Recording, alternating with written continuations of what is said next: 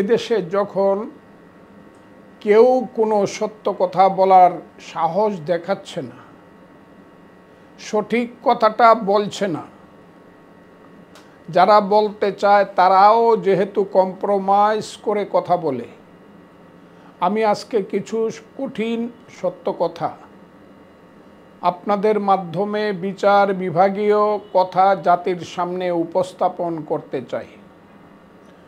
আমি খুব সুস্পষ্টভাবে বলছি, যারা বিচারপতি ছিলেন, আছেন, বিচারের আসনে যারা অধিষ্ঠিত, ব্যক্তিগতভাবে সবাইকে আমি সম্মান জানাই, সবাইকে আমি শ্রদ্ধা করি এবং তাদের রায়, তাদের কথা আমার কাছে শিরোধার্য।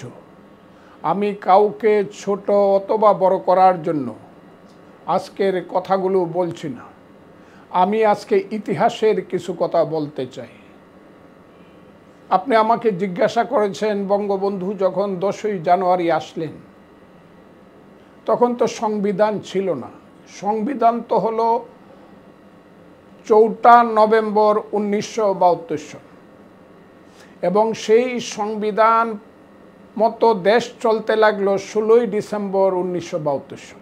কাজেই প্রথমত 10ই জানুয়ারি থেকে 16ই ডিসেম্বর 1972, ওই বলা হয় মানুষে পাকিস্তানের জায়গায় বাংলাদেশ লিখে শুধু সিল মেরে দিয়ে যেমন অফিসগুলো চলতো, বিচার বিভাগও সেইভাবেই চলেছে।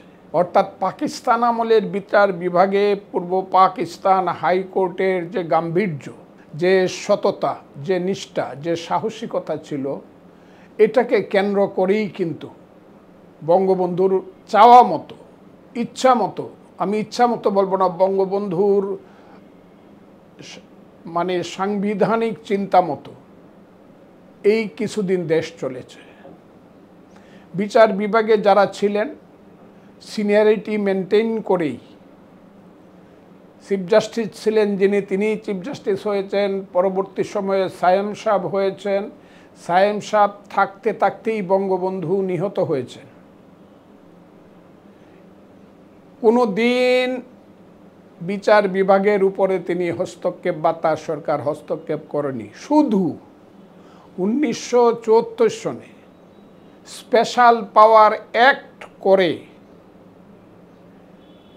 তখন অলরেডি সংবিধানের 4র্থ সংশোধনী হয়ে গেছে। স্পেশাল পাওয়ার অ্যাক্টের মাধ্যমে 1, 2, 3 উনি সংশোধনী করলেন,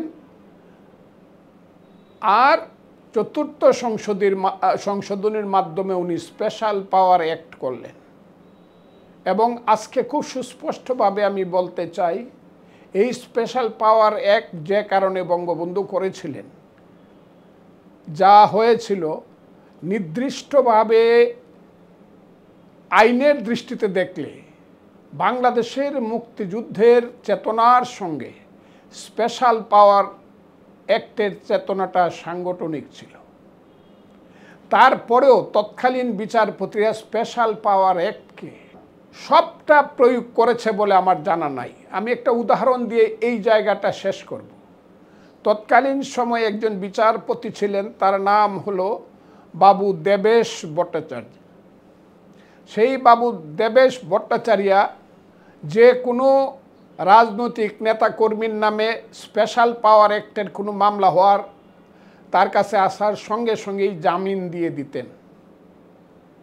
এই সংবাদটি বঙ্গবন্ধুর কাছে অনেকেই পৌঁছিয়ে দিল যে দেবেশ বাবু, বিচারপতি জনক দেবেশচন্দ্র ভট্টাচার্য 74 সনের স্পেশাল পাওয়ার অ্যাক্টের আইন মানছেন না। দেবেশ বাবুর সঙ্গে বঙ্গবন্ধুর ব্যক্তিগত একটা সম্পর্ক ছিল, হয়তো বা বন্ধুত্বের, আমি যতটুকু শুনেছি।